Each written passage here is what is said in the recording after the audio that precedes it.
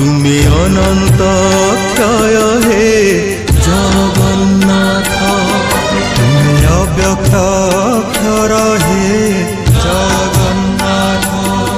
নিজ ইচ্ছারু সৃজিল এ জগত, আদি নাহি যে তুমার নাহি অন্ত। তুমে পবিত্র ওঙ্কার চির সত্য।